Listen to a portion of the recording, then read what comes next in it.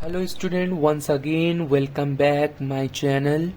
जैसा कि आपको मालूम है कि हमारा क्लास 12 का चैप्टर नंबर 3 ह्यूमन रिप्रोडक्शन चल रहा था और उसी में हमने अभी लास्ट टॉपिक पढ़ी है 3.3 गैमेटोजेनेसिस। गैमेटोजेनेसिस के बाद हमने पढ़ ली थी 3.4 मेंसुरेशन साइकिल को भी। और आज की जो हमारी टॉपिक होने वाली है 3.5 यानी कि फर्टिलाइजेशन और इम्प्लांटेशन के बारे में। फर्टिलाइजेशन और इम्प्लांटेशन क्या होता है इसके बारे में हमें समझना है और जानना है। तो चलिए फटाफट से हम अपनी क्लास को स्टार्ट करते हैं। देखिए लिखा हुआ है ड्यूरिंग द कॉपुलेशन यानी कि क्वाइटस के time semen is release by the penis. Penis से रिलीज होती है सेमिन और वजाइना के अंदर जाती है, जिसको हम इंसेमिनेशन कहते हैं।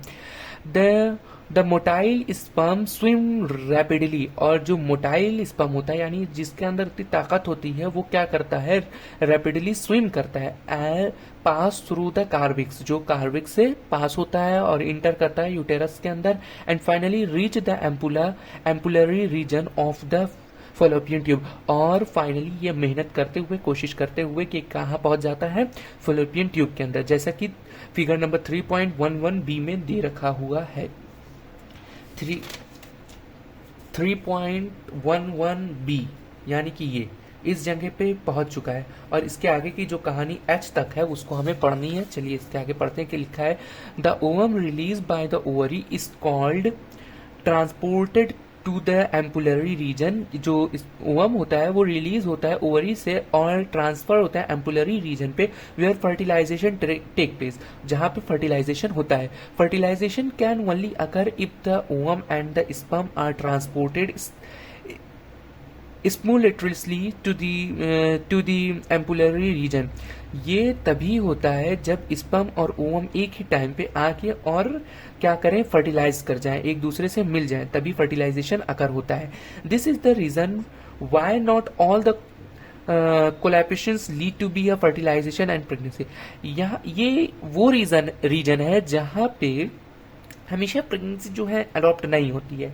जब स्पर्म नहीं आएगा तो क्या होगा, वो मेनार्च और मेंस्ट्रुएशन साइकिल्स में कन्वर्ट होके खत्म हो जाएगा, तो इसलिए हमेशा इधर प्रेगनेंसी अडॉप्ट नहीं होती। The process of fusion of sperm with an ovum is called fertilization. ये हमने बचपन से पढ़ रखा है और ये हम जानते हैं कि जब फ्यूजन होता है स्पर्म और ओवम का तो फर्टिलाइजेशन होता है।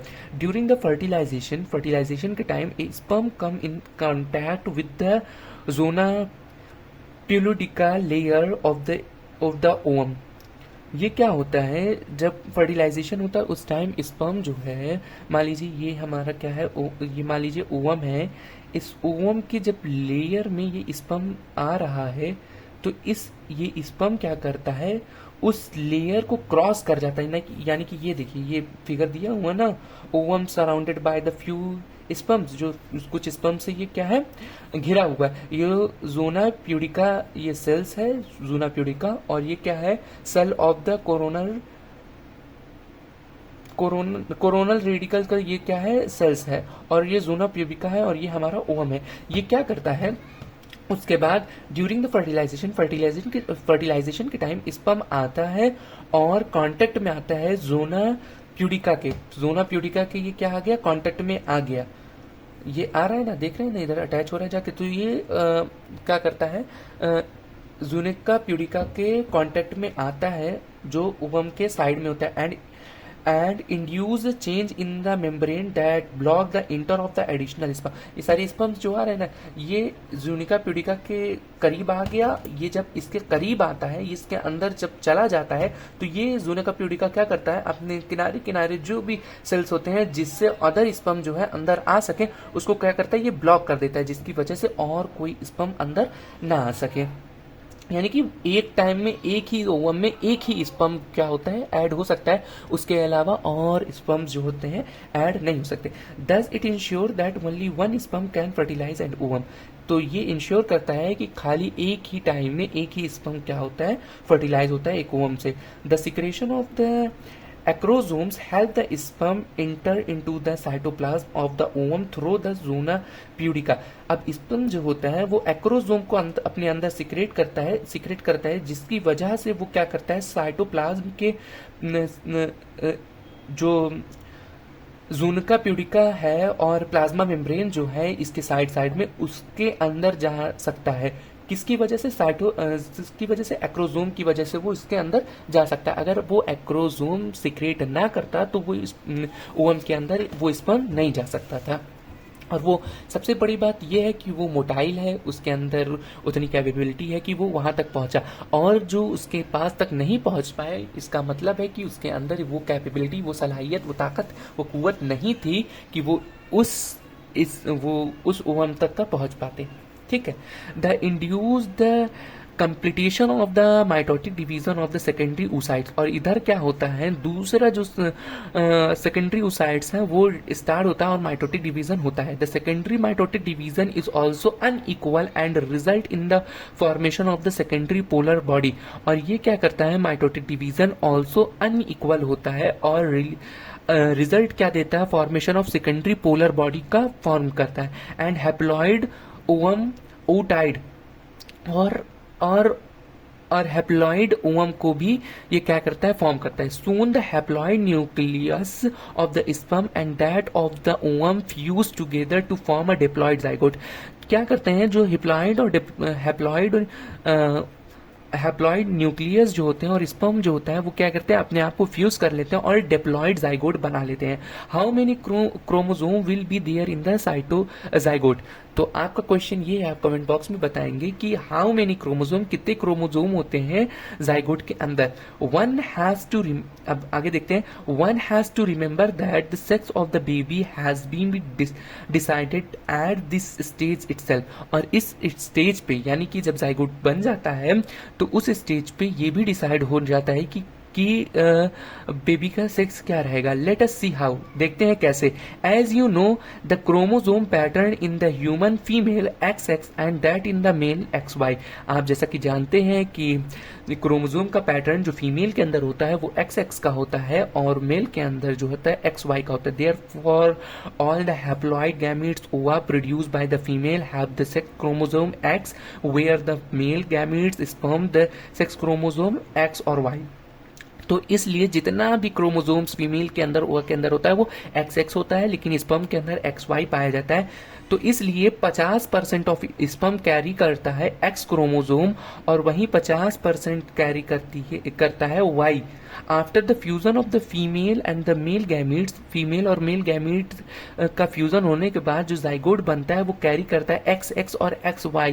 डिपेंड करता है on whether the sperm carry X और Y. और ये डिपेंड होता है, यानी X और Y क्या चीज रहेगा, जाइगोट X रहेगा या XY रहेगा, वो डिपेंड करता है स्पर्म के ऊपर कि स्पर्म X दे रहा है या Y फर्टिलाइजेशन में ओवम को दे रहा है. The zygote carry XX would be develop into the female. जो जाइगोट अगर XX होगा तो वो फीमेल की बॉडी में कन्वर्ट हो जाएगा और XY रहेगा तो वो मेल बॉडी में कन्वर्ट हो जाएगा. You will learn more about the chromosomal pattern in chapter 5. Chapter 5 में हम इसके बारे में और भी डिटेलिंग में पढ़ेंगे. That is why the scientifically is correct is to say that, इसलिए साइंटिफिकली ये एक बिल्कुल सही है. जो मेल का जेंडर होता है वो डिटरमाइन करता है फादर के ऊपर, ना कि मदर के ऊपर. Thus the mitotic division started as the zygote move through isthmus of the oviduct called cleavage. अब जो माइटोटिक डिवीजन हुआ वो स्टार्ट होता है, जाइगोट मूव करता है स्टोमस से कहाँ तक का, ओविडक्ट तक का, जिसे कहा जाता है क्लीवेज. टूवर्ड द यूटेरस, जो जाता है यूटेरस तक का. 3.11 में दिया हुआ है figure. And form 2486 daughter cells called blastomeres. और जब ये आगे बढ़ता है यूटेरस तक जाता है 2, 4, 8, 16 डॉटर सेल्स बनाता है जिसको ब्लास्टोमर कहते हैं. द एम्ब्रियो विथ 8 to 16, जो एम्ब्रियो होता है वो 8 से लेकर 16 ब्लास्टोमर बनाता है जिसको हम मोरूला कहते हैं. फिगर नंबर 3.11E 3.11E यानी कि ये जो है ये मोरूला है. ठीक है. The morula continue to divided and transform into the blastocyst. Blastocysts. ये जो मॉरूला है वो आगे चलता है और डिवाइड हो जाता है ब्लास्टोसाइट में, जो 3.11 के फिगर नंबर जी में दिया हुआ है। ये क्या हो गया, चेंज हो गया है, ये जो है चेंज हो गया है किसमें, ब्लास्टोसाइट्स में। Blastomers change into the blastocyte, arrange into an outer layer of trophoblast, और ये अपने साइड में अरेंज करता है, साइड साइड में क्या करता है, इम्प्लांट ट्रोपोब्लास्ट को अरेंज करता है। ये देखिए ट्रोपोब्लास्ट को अरेंज करता है। And inner group of cell attach to the trophoblast called the inner cell, और अंदरूनी जो सेल है वो ट्रोपोब्लास्ट के अंदर जाके कनेक्ट हो जाती है, जिसको इनर सेल मास कहा जाता है। The trophoblast layer then get attach to the endometrium and inner cell mass get differentiated as the embryo. और ये क्या होता है, जो ट्रोपोब्लास्ट लेयर होता है वो अटैच होता है एंडोमेट्रियम में, और इनर मास जो है वो इमर्ज हो जाता है एम्ब्रियो के अंदर जाके। After the attachment the uterus cells divided rapidly, और जैसे ही ये यूटेरस सेल्स के अंदर जाता है तो अटैचमेंट के बाद इसका डिवीजन बहुत तेजी से होता है और कवर द ब्लास्टोसाइट्स। ये क्या करता है, ब्लास्टोसाइट्स को कवर कर देता है। एज द रिजल्ट, फिर जो रिजल्ट होता है, द ब्लास्टोसाइट बिकम द इम्बेडेड, और ये क्या करता है, इम्बेड हो जाता है, धस जाता है in the endometrium of the uterus. जो सबसे इनर लेयर है यूटेरस की वो इंडोमेट्रियम है, तो इंडोमेट्रियम के अंदर जाके वो धस जाता है, इम्प्लांट हो जाता है। This is called the implantation, और जिसको कहा जाता है implantation. And it lead to the pregnancy, और ये क्या करता है, प्रेगनेंसी को लीड करता है। तो यही था हमारी अब आज की टॉपिक में। ये कुछ फिगर हमने बना रखा है ट्रोपोब्लास्ट का, ये ट्रोपोब्लास्ट है, और ये इनर मास सेल्स हैं जो एम्ब्रियो बनती है, ब्लास्टोसाइट्स कहलाती है।